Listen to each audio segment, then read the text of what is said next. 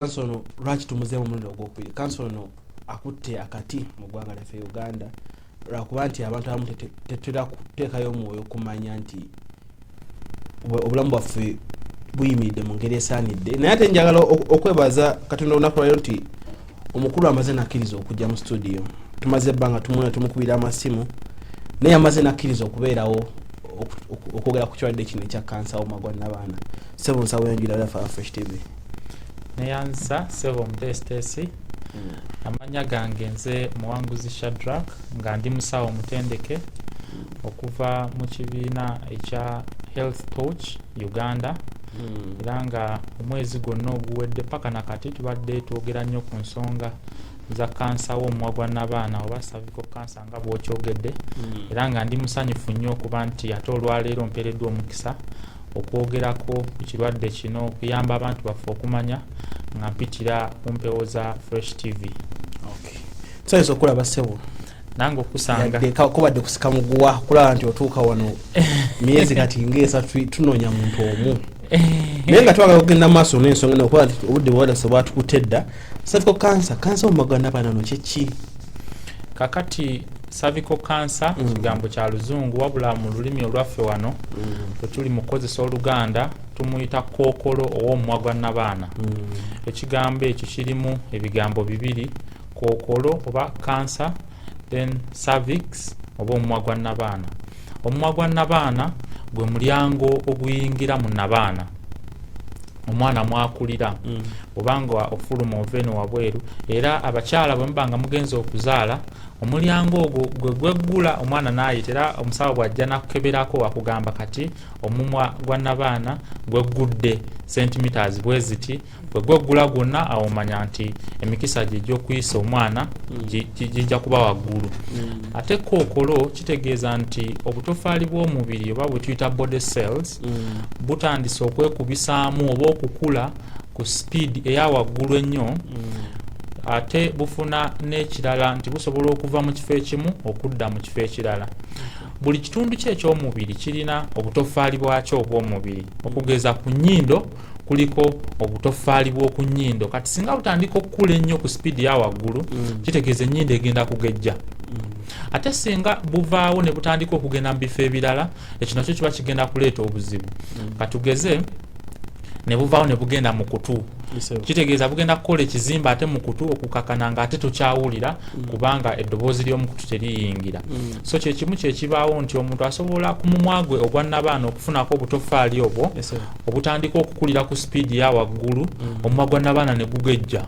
ne gusinga ku size gye gulina okubeerako. Ate busobola n'okutandika okuvaawo ne busaasaanirako mu bitundu ebiriraanyeewo nga mu lubuto, mu nabaana munda, amagumba g'omu mugongo. Busobola n'okugendera ddala ewala nga mu kifuba ne bugenda mu mawuggwe ne bugenda mu bwongo ne walala yonna. So omuntu n'aba ng'afuna ebizibu eby'enjawulo. So omumwa kansa oba kookolo w'omumwa gwa nabaana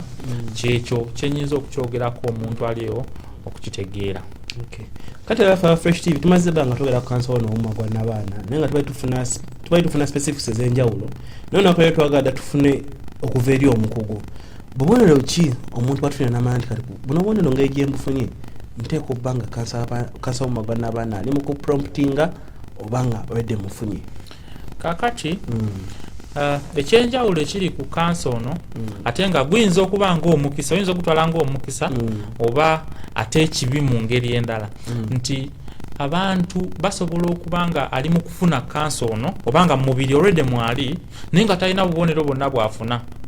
Kiyinza okumutwalira emyaka 10 ku 15 nga kansa ono ali mu kukula naye nga tewaliwo bubonero kale bwanjawulo omuntu bwe yandigambye naye ono alabika kansa wa mumwa gwa n'abaana. Ekyo ne kiviirako bangi okujja mu ddwaliro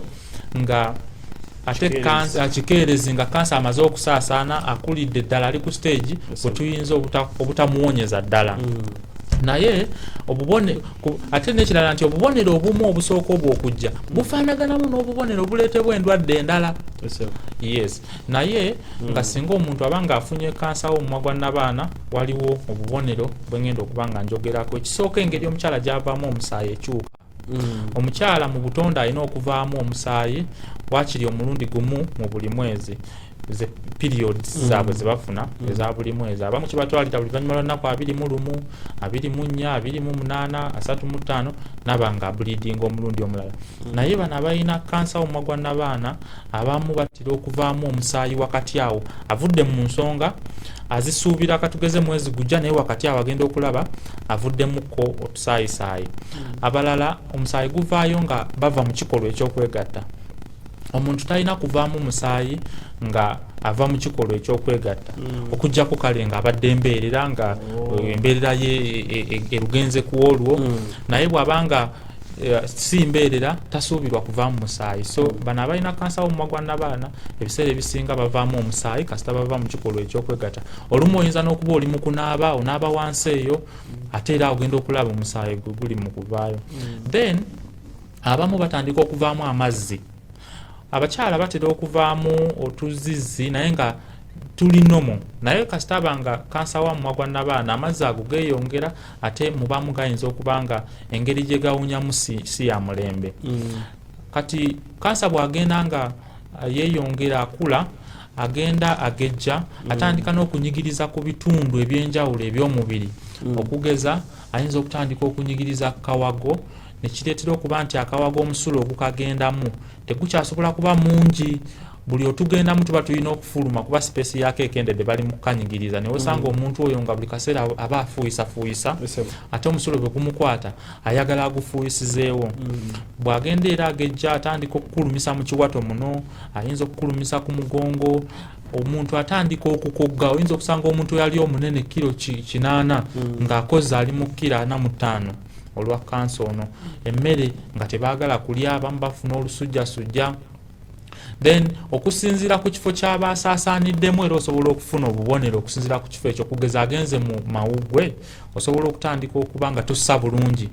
agenze mu bwongo asobola okutandika okukuleetera omuntu okukuluma ennyo oyinza okutandika okwesika oyinza okutandika obutalaba bulungi n'ebintu ebirala nga oyina kansa ne bwongo atuuka asobola okusaasaana nti mu bantu abasinga bw'aba wakusaasaana kugenda wala ayitira mu musaayi kati nga bw'okimanyi nti omusaayi gusobola okuba nga ku dakiika eno gubadde mu kagere naye ate mu dakiika ezijja maaso nga gugenze gulina mu bwongo so kati bwe guba nga gusitudde kansa ono okuva wano ku mumwa gwa nnabaana waalina okubeera ne gumutwala mu bwongo ne gukulukuta ne gugenda mu bwongo gusobola okusimbako eyo emirandira kati awo n'olyoka olaba omuntu nga alina ekizimba mu mutwe tugenda okukikebera nga kiraga nti kyavudde wali kyefaanaanyiriza obutoffaali oba omumwa gwa nnabaana so ebyo byebimu ku bintu omuntu byayinza okuwulira n'ateebereza nti ayinza okuba alina kansa w'omumwa gwa nnabaana wabula sigamba nti omuntu alina kusooka kulinda kufuna bubonero obwo kubanga nga bwe ŋŋambye nti abamu asobola n'okutwalira ddala emyaka 10 ku 15 nga talina kintu kyonna kyawulira oba nga si kyanjawulo nnyo okusinziira ne byeyafunanga so naaba nga tasaayo mutima ate agenda okujja mu ddwaliro ng'embeera mbi ddala kakati oyogedde obubonero bungi naye mulimu bulinga obubiri obulinza obbankale nga bulinga obwenkizo ku bunnaabo oyogedde kabonero k'omusaayi oluusi okuyitirira naye n'okimenya bunyi notugamba nti oluusi oba ng'abadde embeerera ekintu kino naye kati ensonga y'amazzi eno lwaki omukyala avaamu amazzi mu bitundu by'ekyama nga tewali nsonga yonna ebigenda mu maaso it is normal kati ebituli omubiri guliko ebituli bingi ennyindo mu kamwa mu matu then ne mu bifo ebyekyama kati bwe biba nga biyisa birina okuyisa ebimu biyisa mpewo ebirala biyisa mmere so okubiyamba okubeerawo birina okubeera nga birina otuzzi otuyitako nga mukamwa nti bw'obeera nga mukamwa temuli malusu ogenda kuyisibwa bubi akamwa kagenda kkala oyinza n'okutandika okufuna amabwa so n'amaaso kyekimu ne mu nnyindo kyekimu so kyekimu ne mu bifo ebyekyama nti olw'okuba nti waliwo engeri ya space ate waliwo ennyama eno buli kaseera eba yeekoona oba kati okulemesa ennyama eno okwekuuba kyetuyita friction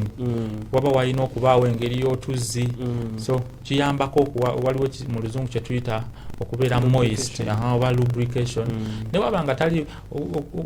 lubrication eyinza okujjamu katugeze nga bagenda mu kikolwa ekyokwegatta naye waliwo okubeera nti tebirina kwekuuba kale okukola muliro ogwo oba bbugumu eryo eriva mu friction so kyova olaba nti waliwo amazzi agajja nga galina mu buli mukyala yenna alina okuba nago naye singa aba n'obuzibu kati nga kansa w'omumwa gwa nnabaana n'endwadde endala ez'obukaba n'endwadde endala asobola okuva nga amazzi agavaayo geeyongedde obungi gafaanana bulala ate nga gawunya bulala. Kati nawe engeri gy'okigaziyizzaamu kimpadde ekibuuzo ekirala. Oyogedde ku nsonga endwadde z'obukaba. Omuntu alina endwadde z'obukaba ajjaba n'obubonero buno tuwogeddeko. Naye anaabukyusa atya tumanye nti si endwadde za bukaba bula ayinza oba alina kansa mu magwa n'abaana. Oba kiri procedure kitwala bbanga, it's a periodic thing. Kakati kyova olaba nti ebiseera ebisinga kati bwe tusomesa omuntu tumugamba kino kisobola okukuleetera okuwulira bwoti kino kisobola okukuleetera okuwulira bwoti kikuyambe nti singa obanga olina engeri y'enjawulo gy'owuliddemu odduke ogende mu ddwaliro kuba bw'ojja mu ddwaliro ffe tulina ate ebibuuzo bye tugenda okubuuza tumanye nti kino kye kireese kino okugeza omuntu ayinza okujja singa omwana myaka 19 ajja n'agamba nti avaamu amazzi agatawunya bulungi gafaanana bulala si ga bulijjo then omukyala najja ng'alina emyaka 39 oba myaka 45 naye 45 najja n'agamba nti naye afuna ekizibu kyekimu ffe tuba tumanya nti kati obulwadde obuli common mu baana bano abato buyinza okuba nga bulwadde bwa kwegatta bulwadde bwa bukaba naye kubanga kizibu omwana omuto okufuna kansa w'omumwa gwa nnabaana naye omukulu bw'ajja katugeze emyaka 45 oba oli awo si mufumbo takyagenda na mu kikolwa kyakwegatta ate awo tutandika okuloza netugamba buno buyinza okuba nga si bulwadde bwa bukaba wabula kokola oba kansa w'omumwa gwa nnabaana so obubonero buno si bwakukuleetera gwe kugamba nti nina ekirwadde bwe kiti wabula bwakukuleetera kumanya nti oli mulwadde weetaaga okujja mu ddwaliro tukulabe tukubuulire ekikuluma. Kati twagala kumanya nti ogedde ku bubonero buno nitwagala kumanya what are the causes, the basic causes manya nti bino bamanga bibanga bibadde bikolebwa mu bulamu bw'omuntu wa bulijjo biyinza omubirako okulwala kansa w'omumwa gwa nnabaana. Kakati waliwo ebintu bibiri waliwo kati ekireetera ddala then n'ebintu ebirala ebiteeka omuntu mu bulabe. Ekireetera kansa w'omumwa gwa nnabaana kawuka akawuka kano kagwa mu kiti kye tuyita virus manyi waliwo obuwuka bungi waliwo viruses waliwo bwe tuyita bacteria waliwo bwe tuyita fungi parasites kati viruses bwe buwuka nga olaba akawuka akaleeta mukenenya HIV hepatitis B akawuka akaleeta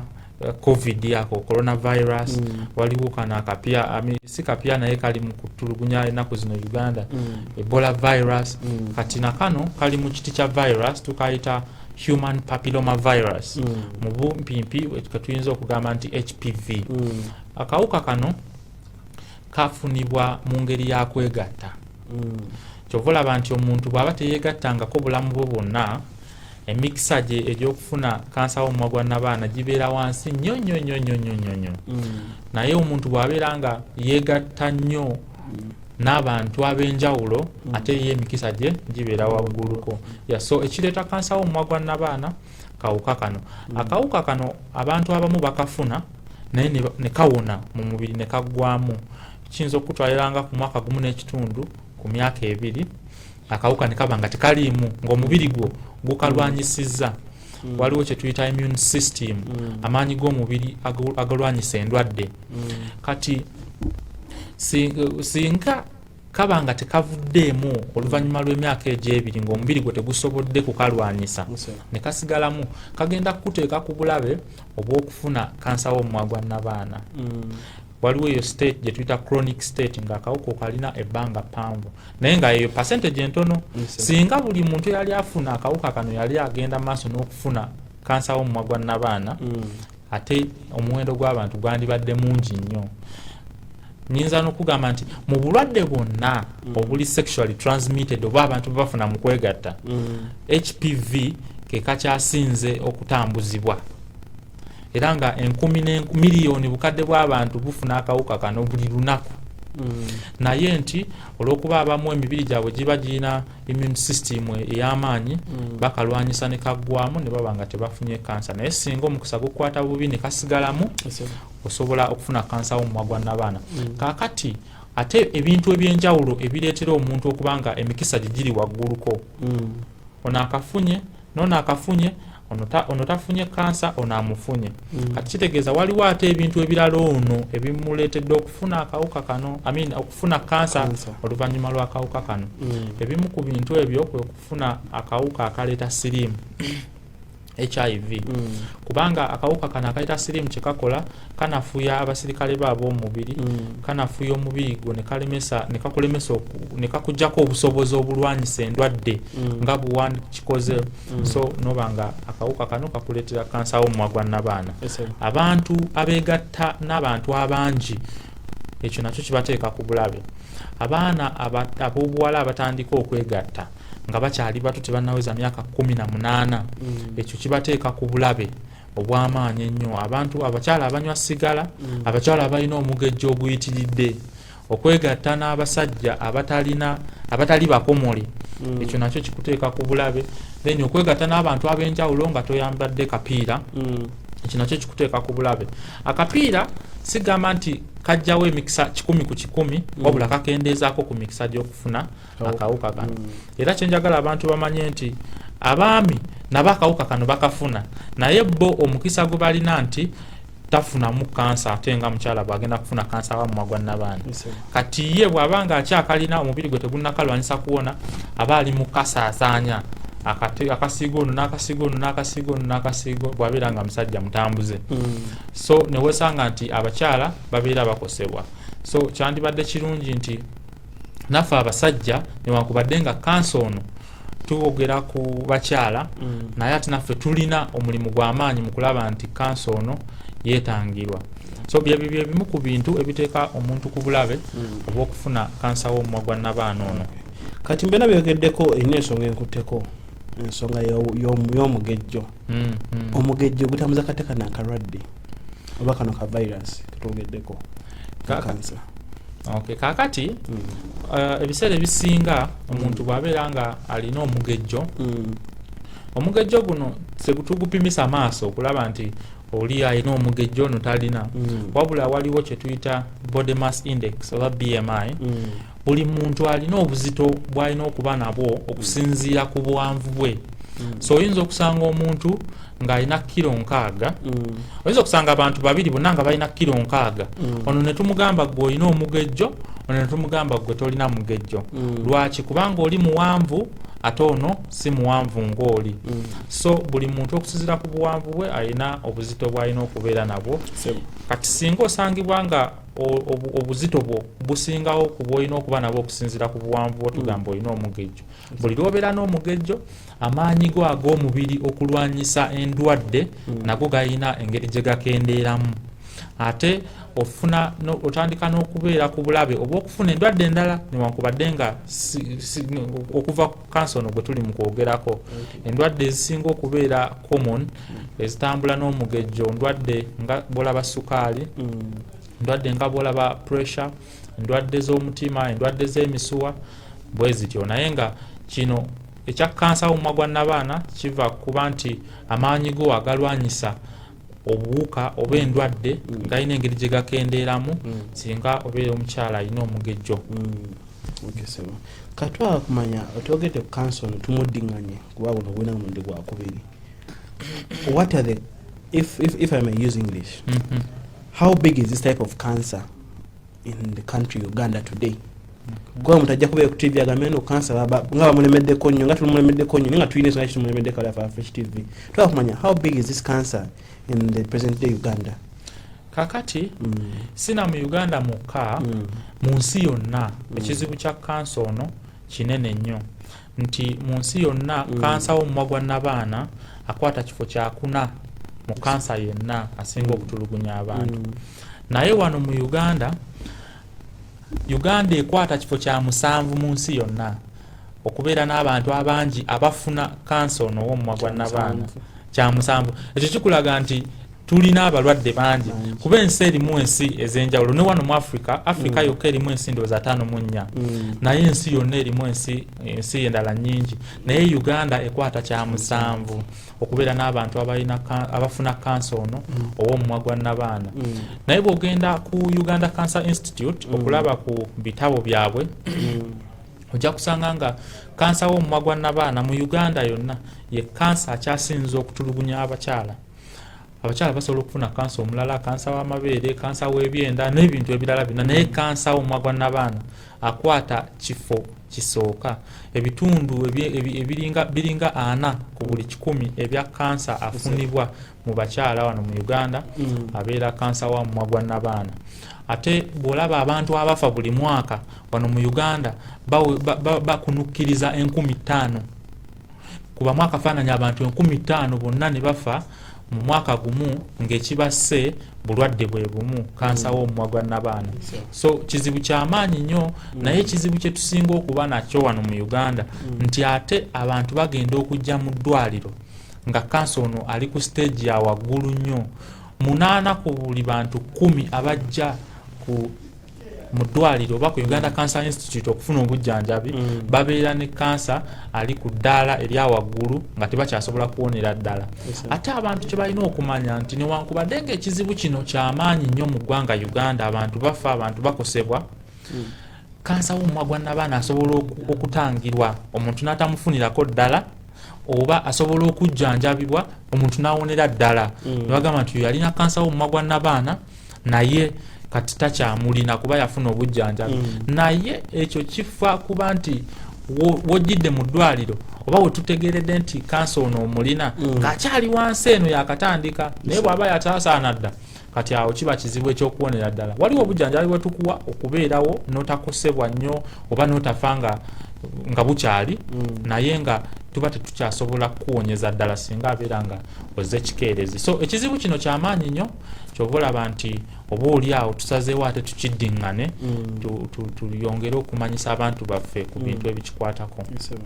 kati twagala okumanya nti kati engeri gyogambye nti tukwata kya 7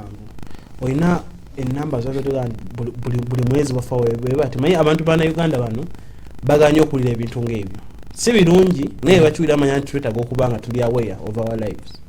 or do you have any numbers or it's just general research lwakuba nti kizibu ekyokugamba nti buli mwezi tugenda kuba tu updatinga naye bw'ogamba nti abantu bafa 50,000 njagala omuntu ewaka eyo adividinge oba agabize abantu 50,000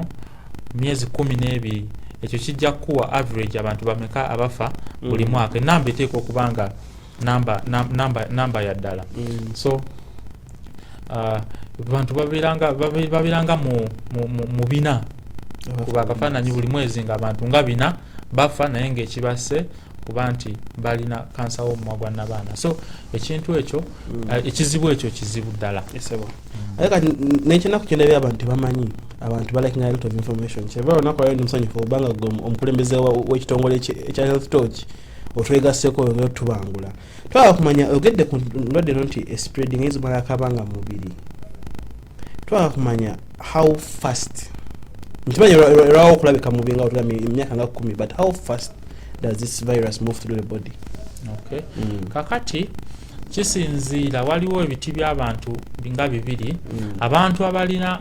akawuka akaleeta sirimu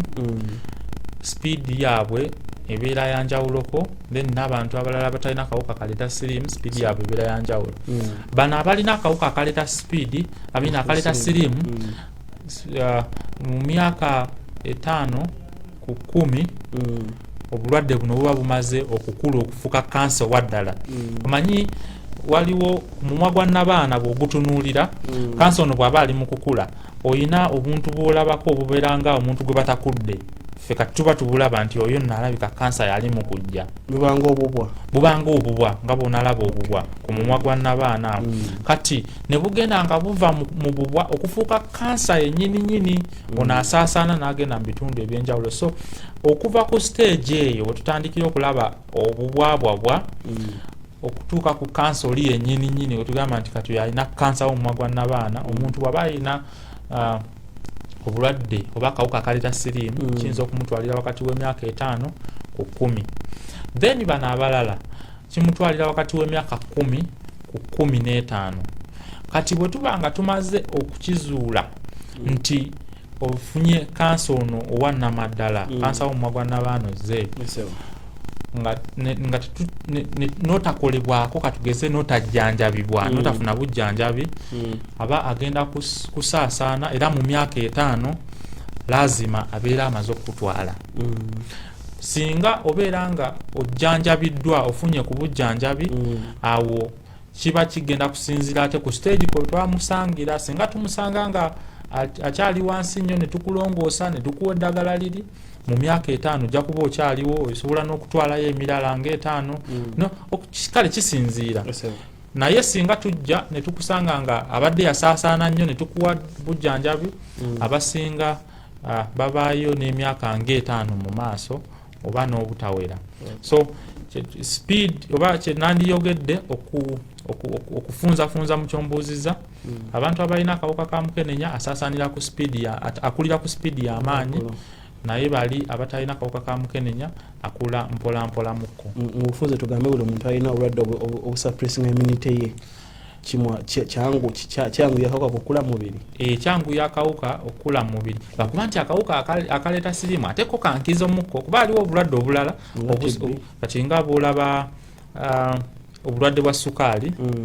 waliwo buno obulwadde bwe tuyita autoimmune disease okuba nti omuntu abasirikale baabo omubiri bamulwanyisa bo nga bo kati nga alina eddagala lyalina okubaako ate eribakkakkanya. Kati bwobanga olina eddagala eryo lyokozesa nga steroids ebyo nabyo binafuya abasirikale b'omubiri nekikuza kansa ono nga bukyali lwakuba ate ye siriimu alinamu ekyenkizo. Kakati twogedde ku kansa ono nadde ensomasomako mu bintu byetwasomere natugamba nti kansa ono bamugema naye sikimanyi banagenda fe abasinga badde bakimanyiko nti kansa ono bamugema. Kansa ono bamugema ddi era ku stage ki? Kakati tulina omukisa nti newankubadde kansa w'omumwa gwa nnabaana ono kizibu ky'amaanyi naye ate asobola okugemebwa omuntu asobola okugemebwa. Eddagala lino erigema likuyamba obutafuna akawuka akaleeta kaniko twayogeddeko ka human papilloma virus. Omuntu agemebwa yoyo gwe tusuubira okuba nti tafunanga ku kawuka kano. Kati bwe tukugema abasirikale b'omubiri ne bakolebwa kikuyambe nti lw'olibanga agenda okufuna akawuka kano tojja kukafuna kuba kajja kusanga omubiri nga gweteeseteese. Kaakati kyova olaba tukawa abaana nga bakyali bato tutandikira ku myaka 9 paka ku myaka nga 13 14 kubanga abo tusuubira tebanaba kutandika kukola kikolwa kyakwegatta. Batwagambye akawuka katambuzibwa mu kikolwa kyakwegatta. Yes. Kati tubawa mu myaka 9 13 14 abaana bano naye ne bobanga ogisaamuko naye gwe ng'olisuwa omanyi nti teweegattangako tuba tusobola okulikuwa ne tukutangira okufuna akawuka kano. Omuntu singa akozesa eddagala lino kuba wayinza okuba yagamba kati nze kale neegattako naye tosobola kungema. Kati bwobanga weegattako obanga wafunako kawuka kano gwe tuba tetusobola kugema kuba ne bwe tukugema eddagala liba terikyakuyamba. Yes. Kakati naye yabuuza n'agamba nze kati n'emyaka 3 naye nkyali mbeerera oyo aba asobola okuyambibwa vaccine yaffe. Bwobanga toweegattangako togendako mu kikolwa kyakwegatta oba okyasobola okufuna eddagala lino eryokugema lwakuba nti batono okusanga omuntu ng'alina emyaka ate bobange tolimba basawo waliwo ayinza okugamba nze musawo seegattangako ate nga yeegatta bw'ojja ne tukugema nga weegattako obanga wali ofunyeko kawuka kano eddagala terigenda kukuyamba ogenda kuba omaze ebiseera. Kati twogedde ku bulwadde buno naye manyi yatumanyi how can we prevent this sickness? kubanga tulabe nti buli severe nnyo mu bulamu bw'omuntu busobola n'okuviirako okufa. Twamanya what are the preventive measures we can take to avoid this particular illness? Kati prevention oba okutangira akawuka kano oba obulwadde buno eri mu mitendera nenja kwogera ebiri gyokka. Waliwo kye tuyita primary prevention ne secondary prevention. Primary prevention kwe kutangira omuntu obutafuna akawuka yadde akaleeta kansa w'omumwa gwa nnabaana. Secondary oba wakafunako naye ne tukulemesa okufuna kansa w'omumwa gwa nnabaana newankubadde nga wafunako kawuka akamuleeta. Kati primary ekyokutangira omuntu okufuna akawuka kyekyo kye twogedde ekyokulemesa ekyokugamba abantu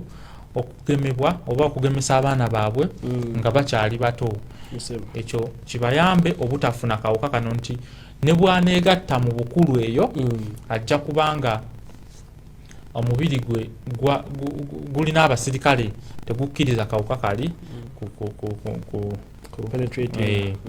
kati n'ebintu ebirala ebiyinza okuyambako ensaasaana y'akawuka ako oba abantu okufuna akawuka ako kufuba okulaba nti engeri gye beegattamu mu luzungu nyinza okukiyita sexual lifestyle ebeera nnungi, okufuba okulaba nti weegatta n'omuntu omu, okwekuumira omwagalwawo. Ate ekyo tekikuyambako kutangira kawuka kano kokka wabula n'obuwuka obulala bwonna obutambuzibwa mu kikolwa ekyokwegatta. Abaana abato kyandibadde kirungi ne batatandika kikolwa kyakwegatta nga tebannaweza myaka 18. Abalenzi kyandibadde kirungi ne babeera nga babatayirira baba bakomola, kiyambako okutangira endwadde ezo. Kyandibadde kirungi omuntu okubeera nga njogedde ku kwesigaŋŋana,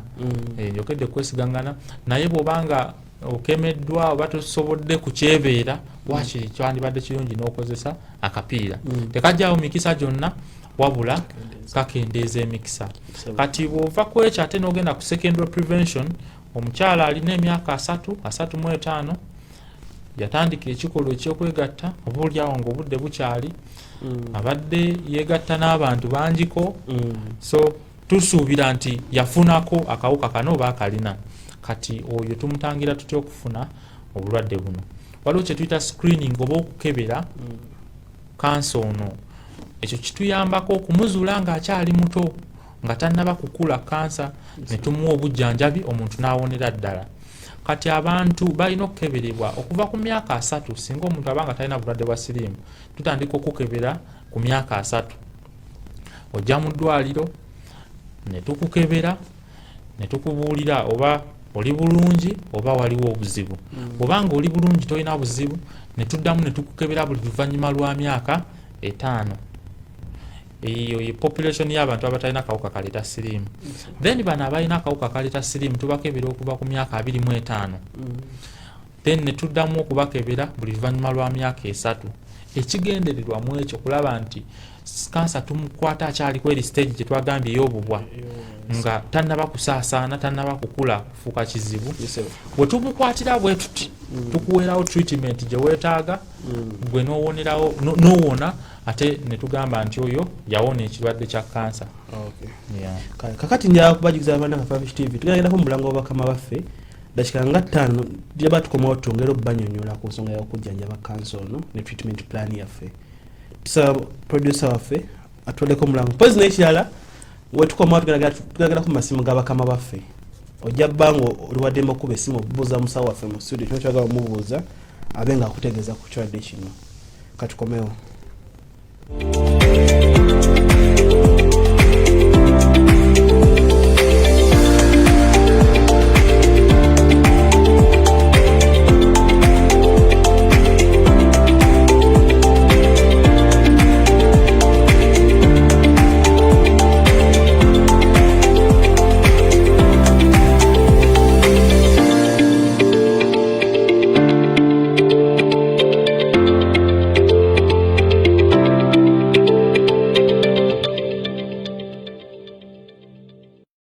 Haleluya, haleluya, haleluya. Abishemwe Ruhanga yebazibwe,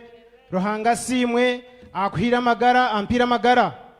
Ebiro by'okwezi 9 by'okwikubi twiza kuba turi aha mpaha aha Fresh Fire Deliverance Ministry turukwebaza Ruhanga ahabwa magara ag'omushumba witu twahamuzira hamwe na Harriet Muzira habwe byebirungi ebyatukolire habwe byebirungi Ruhanga byamukozesize omumagara gaitu wishemwe nakwakira tatenkazi tatento n'abakira mwena bamarmi mwene mwije mwena muhweyo abarukunjiri abibanda abakamwenje kitagwenda kitagata mwena Fort Potro ichale bojo twabakirira kiwe munonga mwije mwena abakasese otyo muno abahoima baganda bange tubaniriza wano nsigadde nga ndi mutume Kato Jackson. Thank you. Kola bulungi emirimu gyawe miyonjo genuine estates yagalettaka okutalikayana yadde nnyombo genuine estates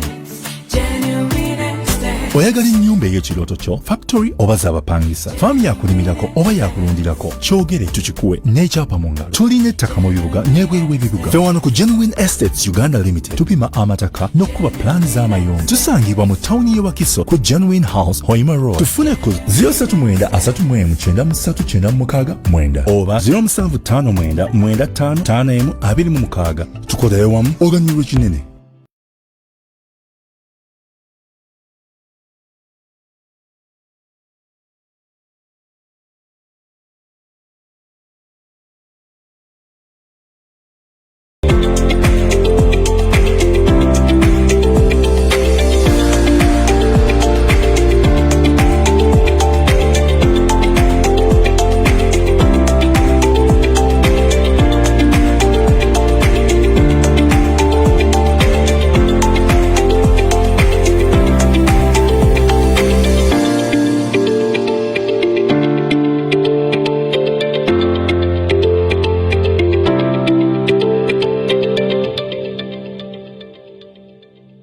Mulango wa kama baffe mwebala abatwekumiddeko olunaku lero tukomyewo okwongera okukatiriza ku nsonga za kansa omumagwa n'abaana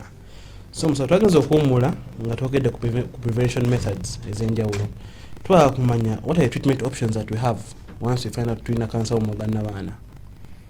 kakati tulina engeri nyingi oba tulina engeri ez'enjawulo ze tuyitamu okulaba nti ate omuntu azuuliddwamu kansa omumagwa n'abaana afuna obuyambi naye era kisinziira ku stage kwe tuba tumuzuulidde bwe tuba nga tumuzudde nga obudde bukyali tulina engeri gye tukuyambamu bwe tuba tumuzudde kikeerezi sitiro tulina engeri gye tukuyambamu ate era olw'okuba nti akwata mumagwa n'abaana nga twagambye nti omuntu okuzaala omwana omumagwa n'abaana gwena okweggula so kisinziira ne ku mukyala waliwo akugamba nti nze kuzaala sikyayagala waliwo akugamba nti musawo nkyayagalayo omwana sinina omwana olubuto lwange olwasooka oba embuto zange ebbiri ezasooka zavaamu oba mu buno obufumbo bwendimu omwami mbadde sinamuzaalirayo mwana kati mbadde so kisinziira ku nsonga ezo naye nga okutwaliza ewamu tulina kye tuyita surgery okulongoosa tusobola okulongoosa kansa singa abeera nga akyali kumumagwa n'abaana awo tuba tusobola okugyawo omumagwa n'abaana tuba tusobola okugyamu uterus tusobola okugyamu ebifo ebitundu by'omubiri awo ebiriranyeewo awo ensanja bavu etusuubira nti oba oli awo kansa ayinza okuba naye asaasaaniddewo so naye oli bwatugamba nti musawo mbadde nkyagalayo omwana kati ate nabaanayo ba uterus tuba tetugenda gikwatako naye mulimu abanga oba oli awo yakoma n'okuzaala alina abaana be 5 kati nga nabaana oba oli awo tewakyali kyamaanyi kyagyetaaza so tuba tusobola okugyamu nabaana tusobola okugyamu omumagwa n'abaana ogwo tusobola okugiramu ddala neno ebiriranyeewo awo then waliwo n'eddagala lyetugaba omuntu lyasobola okumira waliwo litusobola okuyisa mu macupa ekigambo tukiyita chemotherapy liyambako nalyo okutta obutofaali bw'omubiri buli obulina kansa obufuuse cancerous bwe mba wakukyogera bwe ntyo then waliwo nekyetuyita okukalirira nti omuntu bwabanga alina kansa mu kifo tusobola okukalirirawo nga tukozesa amasannyalaze ate okulaba nti tuttira ddala obutofaali buli obukyamu naye kati omuntu waliwo wajja ng'ali mu stage ya waggulu ennyo nga tewali tetusobola katugeze kansa asaasaanya ali mu kiwato agenze mu mugongo agenze kuba mu mawuggwe oba mu byenda oba kati ng'omuntu oyo embeera gy'alimu ate bw'omutwala mu theatre omuwa eddagala liri eryebasa omulongoosa ayinza obutavaayo obanga kale ne bw'oba omulongoosezza ogenda kusala kyenkanawa ogenda kujjamu byenda byonna ogende mawuggwe ogajjemu kati omuntu bw'atyo ng'ali mu terminal state waliwo ate kye tuyita palliative care palliative care tukuwa obujjanjabi tukulabirira okufuba okulaba nti tobeera mu bulumi gwe ng'omuntu tolina birowoozo toggwamu katugeze musaayi kale okusinziira ku bubonero bw'oba olina bwe tukolako naye si kujjawo kirwadde ali mu kuvaamu musaayi tufuba okulaba nti tava mu musaayi ali mu bulumi tumuwa eddagala ly'obulumi avaamu amazzi mangi tugasalidde magezi ki talya bulungi tumusalidde magezi ki okumuwa wembejja n'okumuteekateeka okulaba nti ate waaviira mu bulamu bw'ensi eno okugenda mu bulamu obuddako agenda takukkulumya eyo palliative care so gyemitendera egy'enjawulo gye tukozesa mu bantu abalina kansa omumwa gwa nnabaana omutendera gwe tukozesa gusinziira ku stage ki na mulwadde ki kyayagala olumu tubikombayininga netulongoosa netukola surgery ate netukalirira netulongoosa ate netukuwa nali neddagala erya chemotherapy bwekityo akati njagala okwebaza musawo njagala saaproducer waffe enamba z'amasimu ateeko wansi ku screen kyasoboka obudde nga tukyali nabo abalina ku bibuuzo abali ku tv basobola okuba nga balina kyebagala obubuuza omusawo waffe olunaku olwaleero so musawo kakati oyogedde ku nsonga y'okugyamu n'abaana eno bebagijjamu oba kyasobola okwegatta ne bbaawo yo aba yeegasse kiba kyekimu nga luli nga oba wabawo enjawulo nga bagijjeemu kubanga kyemmanyi nguno omuntu ali ku tv ayeka obwongo bumugamba nga kyebuŋŋamba oba basigaddewo kituli kituufu ekyo kakati bwe tulongoosa waliwo ensonga nnyingi lwaki tujjamu nabaana bwe tuba nga tujjamu nabaana olwa kansa omumwa gwa nabaana tuyinza okujjamu wabanga abadde asaasaanye waliwo basaasaana nabanga ayagala kufulumirako neno wabweru newesanga nga tetujjeemu nabaana yokka na mumwa gwayo wabula neno wabweru omuntu gyayinza okwegattira nayo ekitundu kiwanvu tukijjeeko kati kiba kigenda kumuzibuwalira okwegatta naye bwe tuba nga tujjeemu nabaana n'omumwa gwayo ng'ate ekkubo lino liyitirwamu okwegatta likyaliwo omuntu aba asobola okwegatta kati omuntu kyalowooza nti wasigalawo kituli bwe tujjamu nabaana tuliziba bwe tusala katugeze gwe guno omulyango nabaana eri eno bwe tugijjamu wano tuggalawo netufuba okulaba nti ate tewaliwo kituli otherwise ekituli ekyo kyandibadde kigwa mu byenda munda kubanga nabaana eri mu lubuto kati omulyango gwayo bwe tuguleka nga muggule kitegeeza ebyenda bisobola n'okuyitawo ne bifuluma abweru so tuba tulina okuggalawo ekitegeeza nti omuntu aba akyasobola okwegatta kakati nano omukyala badde ampeereza ka message ng'atugamba okusana ku mukutu gwaffe gwa WhatsApp ng'atugamba nti atera okuvaayo atera okusookayo akantu wansi buli luvannyuma lwa bbanga oyo omuwa magezi ki amagezi ge nandimuwadde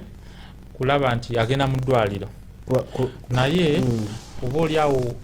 bwabanga ayagala kumanya kiva kuki waliwo ebintu ebireetera abantu abamu okusookayo akantu abamu ebisenge oba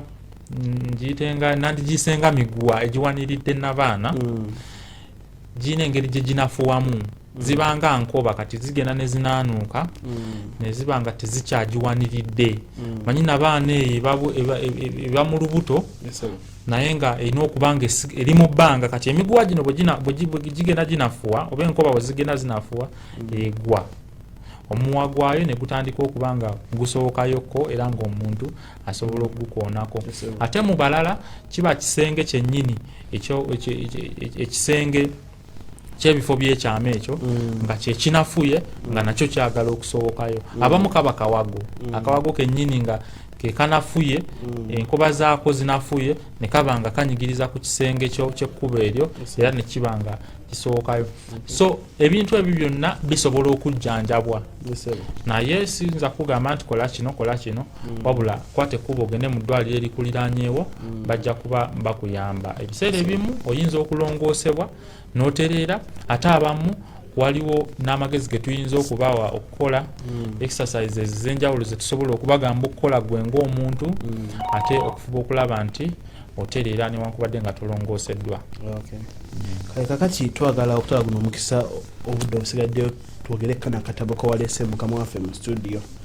ndabe kalinga kali ku mulama gwe twogerako olunaku olwaleero. Yesebo kakati tweyanziza omukisa ogutuweereddwa mu kaweefuba ono ow'okubunyisa obubaka obukwata ku kookolo w'omumwa gwa Nabaana ku Health Touch Uganda ekibiina ekifuba okulaba nti kitumbula aba kipromotinga ensonga z'ebyobulamu twakwata ekkubo ne tuwandiika akatabo. Hello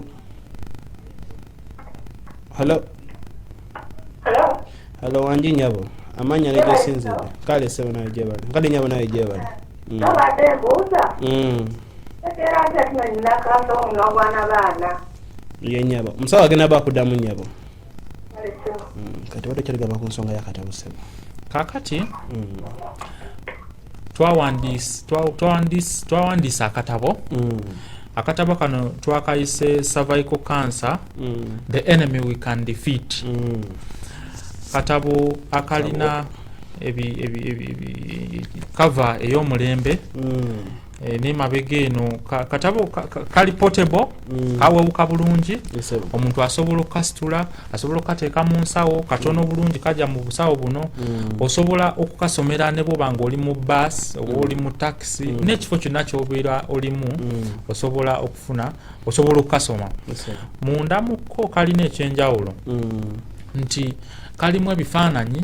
omanyi okusoma ekintu ekitaliiko kafaananyi konna kina engeri gye kiyinza okukutamamu so kalimu ebifaananyi ebyenjawulo byosobola okutunulako ate n'oyiga kalimu ebifo w'osobola okuwandiika notisi zo gwe ng'omuntu z'obeera ky'oba oyizeemu osobola okusamarizinga mulimu quotes ez'enjawulo esobola okuyamba omuntu ate okuddamu amaanyi oba essuubi mulimu emabega eno ebigambo ebinnyonnyoddwa nga bwe bikozeseddwa mu katabo nandikise key definition nti waliwo ekigambo ky'oyinza okusanga mu katabo notakitegeera bulungi naye bw'ogenda emabega eno ate oba ogenda kusanga engeri gye kinnyonnyoddwamu kikuyamba okutegeera akatabo kano mu kutwaliza ewamu kagenda kukuyamba okuyiga kansa w'omumwa gwa Nabaana kyeki ategeeza ki nsonga ki lwaki buli muntu yandifuddeyo okumanya ku bulwadde buno lwaki biki ebireeta biki ebikuteeka ku bulabe ebyokufuna kansa ono ofuna bubonero ki mu mubiri oyinza otya okumwetangira oyinza otya bamujjanjaba batya ebyo byonna obisanga mu katabo kano akawandiikiddwa Health Touch Uganda akayitibwa cervical cancer oba cervical cancer the enemy we can defeat. Omuntu akatabo waba akeetaaza akafuna atya era akajjawa ati akatabo kano ekigendererwa kyakulaba nti buli muntu akafuna naye